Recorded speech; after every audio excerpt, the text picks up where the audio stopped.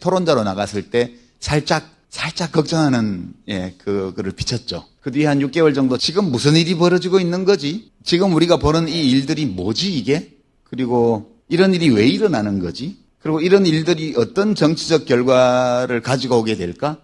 이런 질문을 계속 가지고 살아오다가 한 2달쯤 전에 잠정적인 결론을 냈어요. 아, 이 일은 이런 일이고, 이 일은 이렇게 시작되었고, 그리고 이런 결과로 귀착될 것이다. 근데 이제 말을 안 하고 한 달에 한 번 정도 나와서 빙빙 돌려서 이렇게 몇 번 얘기를 하고 이제 핵심을 얘기를 안 하고 저도 지내왔어요.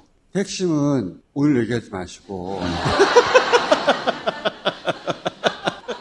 총수가 그거 안 하면 안 돼라고 얘기했을 때 그 생각을 해봤죠. 지난 한 2달 전부터 이런 문제를 상의할 수 있는 분들한테 좀 여쭤봤어요. 나는 지금 상황을 이렇게 보고 누군가는 이런 일을 해야 될 것 같다고 나는 생각을 하는데 할까요 말까요 이렇게 물었더니 거의 다가 하지 말라고 그러더라고요. 당신만 다쳐. 그래서 그럼 망하면 어떻게 했더니 딱 한 분만 선생님이 힘드시더라도 나라를 위해서 말씀해 주세요 라고 말한 분은 딱 한 분 있었어요. 그래서 저도 고민을 하다가 그래도 내가 비평이라는 무대에서 평론가로서 정치인 이재명을 5년간 지지했는데 상당한 기간 동안 열심히 지지했던 그런 진영을 대변하는 비평가로서 책임 있는 설명을 해야 되는 거 아닌가? 지금 상황은 자가 면역 질환 있죠? 면역 세포가 밖에서 들어온 세균이나 바이러스를 공격해서 물리쳐야 되는데 자기 자신의 정상적인 세포를 공격하는 것이 한 1년간 거의 지속이 됐고 그 결과 지금 신진대사에 이상이 나타난 그런 걸로 전 진단을 하죠. 비유 좋네요. 예. 그러면 지금 비평을 다시 시작하겠다는 건 다시 고쳐서 건강하게 회복에 만들겠다. 그렇죠. 그래서 저는 비평하는 사람이니까 시민들에게 이게 뭔지를 우선 이야기를 해야 되는 거 아닌가? 지금 무슨 일이 벌어지고 있는지부터 우리가 상황을 공유해야 그 다음에 문제 해결을 위한 협동을 할 수 있겠죠. 무슨 일이 벌어지고 있는지 일단 비평가로서 해설해 줘야 되겠다. 예. 무슨 일이 벌어지고 있는지 그 얘기를 들어야만 하는 사람들. 그렇죠. 제가 작년 가을부터 계속 이게 무슨 일이지? 여러분들도 아마 이게 무슨 일이고 이게 왜 일어나지 이런 일이라고 그런 질문을 떠올리셨을 거예요. 첫 번째가 검찰개혁 지연 사태예요. 1월 달에 1차 입법 예고안이 나왔는데 경악할 만한 내용이 나왔고 대통령이 다시 하라고 그래서 3월 달에 두 번째 게 나왔는데 별로 다름없는 게 또 나왔습니다. 대통령이 몇 조를 한꺼번에 통째로 날렸다. 그러니까 이게 왜 이렇게 했을까? 입법 예고 정부안이 대통령 승인 없이 나온다? 그 있을 수 없는 일이에요. 검찰개혁은 집권 1년이 넘도록 아직 다 이루어지지 않았고 두 번째는 인사에서요. 소위 이제 문가산점이라는 말이 있죠. 문가산점.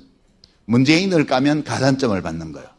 인사혁신처장부터 시작해서 문재인 대통령을 비하하고 조롱하고 비방하고 그냥 이거 팩트예요. 규제 합리화위원회 그 뉴라이트에 정말 입에 담을 수 없는 말과 행동을 했던 사람도 쓰죠. 왜 이런 일이 일어나지? 왜 문재인 대통령을 저렇게 하지? 문재인 대통령은 전직 대통령 선호도 조사하면 5% 정도밖에 안 나오지만 노무현 대통령하고 묶여 있는 거예요. 노무현 대통령은 40%, 문재인 대통령 5% 나오면 노무현 대통령보다 더 문재인 대통령을 더 좋아하는 사람이 5% 있다는 거지. 그게 서로 다른 집합이 아니거든요. 그렇죠. 합치면 45%입니다. 문재인을 모욕하면 노무현의 친구 문재인이기 때문에 노무현도 모욕하는 거예요. 이걸 왜 하지? 세 번째는요. 저는 이재명 대통령이 될 때까지 가장 큰 기여를 한 사람 중에 하나가 우리 총수라고 생각합니다. 근데 문조 특례유라고 묶어가지고 저까지 들어간 건 작년 12월부터고요. 본격적으로 공격이 시작된 건 3월부터였습니다. 이거하고 연관된 게 지선 전에 통합을 하라는 게 조국 혁신당하고 대통령의 뜻이었다고 정무수석이 그랬는데 통합은 당내에서 방해 세력에서 실패했고 그리고 평택을 재선거에는 민주당이 공천을 했습니다. 뭐지 이게? 그러면 그 전에 통합하라 했던 건 뭐며 통합을 하기 위해서는 거기를 단일화를 해야 되는데 김용남 씨를 공천을 해서 그렇게 조국을 죽인 거는 뭐지? 이 두 가지를 어떻게 조화시킬 수가 있지? 이런 의문 드셨죠? 오늘 편집 많이 해야겠는데. 네 번째는 지금 민주당에서 벌어지는 일을 보세요. 예전에 국힘당에서 나경원 출마하면 안 돼 이러면서 연판장 돌리고 했던 그거랑 거의 비슷하잖아요. 안철수를 향해서 뭐 아무 짓도 안 하면 아무 일도 안 생긴다 이렇게 협박하던 그거랑 무슨 차이가 있죠? 이것은 민주적인 행동이 아니거든요. 제가 지난 한 1년 동안 이게 뭐지? 이걸 어떻게 해석해야 되지? 이것이 어떤 결과를 가지고 오게 될까? 이런 것들을 고민하게 만들었던 일들이에요. 그리고 무조건 대통령을 찬양하면서 이 문조틀레유 대통령에 대해서 요만한 이야기라도 뭐 싫은 소리를 하거나 이런 사람들을 무차별 공격하는 이 양상이 온오프라인을 통틀어서 진행이 됐습니다. 이 정치 비평의 영역에 철거 전문 비평가를 투입했어요. 입만 열면 문조틀레유 공격을 한 이게 철거 전문이에요. 그들만의 힘으로 다 이걸 철거하기에는 너무 버거우니까 용역을 썼어요. 저는 이거를 용역평론가라고 그러는데요. 예. 요것도 재래언론의 유튜브 이 정치비평 채널부터 시작해서 숫자도 엄청 많아요. 썸네일 딱 열어보면 10개 중에 9개가 예, 조국 유시민 김어준 비방하는 내용입니다. 여기 다 용역 평론가들. 너무 자금량이 많기 때문에 그 중에는 촉법 평론가들이 또 있어요. 이 촉법 평론가는 평론가라고 뭘 하는데 평론가에게 우리가 물어야 될 지적 책임성을 적용하기 어려운 수준의 평론가들이에요. 작년 12월 이후 6개월 동안 어마어마하게 했습니다. 그 결과 어떻게 됐냐? 이제 총선에 이걸 코어 지지층이라 그러는데 이게 정상세포들이에요. 이 민주개혁 진영에. 정상세포들을 이들이 공격한 거예요. 이게 자가면역 질환입니다.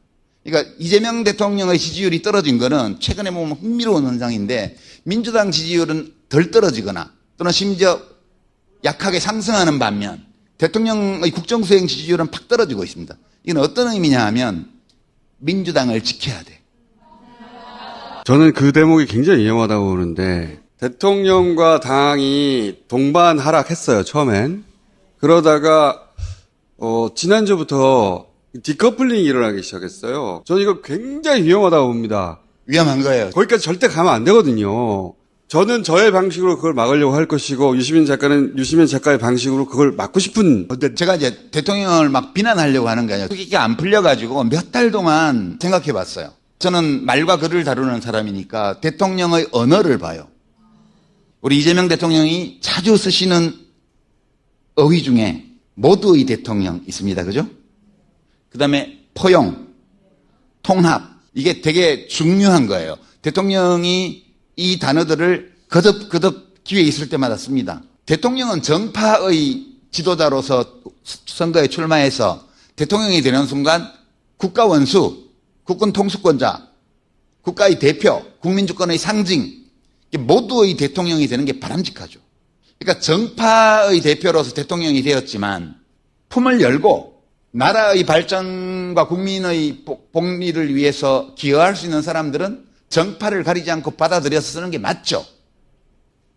그렇게 해야지만 대통령의 지지도도 신임도도 국민들도 대통령을 더 신임하게 되고 대통령이 몸담고 있는 여당이라는 이 정파에 대한 국민들의 신임도 올라갈 거 아니에요. 이것은 되게 좋은 거예요. 이거는 아무 문제가 없어요. 굉장히 훌륭한 거예요. 근데 문제는 100% 지지하는 대통령은 있을 수 없잖아요. 그러면 내가 5년의 임기 중에 어디까지 할 건지를 설정을 하고 그걸 하기 위해서 필요한 일들을 하면 돼요. 근데 문제는 대통령이 자신감이 지나쳤던 거 아닌가? 그런 생각 한편으로 들고요. 또는 이것이 지향해야 될 목표이면 분명하지만 현실에서는 도달할 수 없는 목표인데 건축학 용어를 갖고 오면 이재명 대통령이 대통령이 되는 과정에서 열렬히 지켜주고 응원했던 사람들이 원했던 것은 증축이었어요. 증축이요. 3층 집인데 한 층 더 올리는 거예요. 중도 보수 쪽으로 가서. 이건 모두가 다 오케이. 너무 좋아. 그래서 처음에 막 이상한 사람들을 쓸 때도 대통령께서 그런 뜻이 있으니까 우리가 받아들여야 돼. 이렇게 생각했어요. 근데 대통령은 재건축을 하려고 했던 것 같아요. 재건축을 하려면 기존에 있는 건물을 헐어야 돼요. 그래서 아까 제가 말씀드린 비평 공론장에 철거 전문을 투입했다. 용역을 엄청 썼다는 거예요. 제가 생각하기에는. 그 용역들 중에는 너무 급하게 모으다 보니까 촉법 평론가들도 들어오게 된 거고, 이 촉법들이 문제틀레이를 막 까고, 그리고 청와대에서 받은 선물을 언박싱하는 사진을 SNS에 막 올리잖아요. 이거는 너무 천하고 상스러워요. 대중이 원하는 것은 증축이었어요. 거기서 빚어지는 갈등이 이게. 재건축을 하려면 기존의 입주자들에게 동의를 받아야 돼요. 증축까지는 이미 우리가 다 받아들인 거기 때문에 따로 동의받는 절차가 필요 없는데, 재건축하려면 동의받아야 돼요. 저는 그렇게 해석합니다.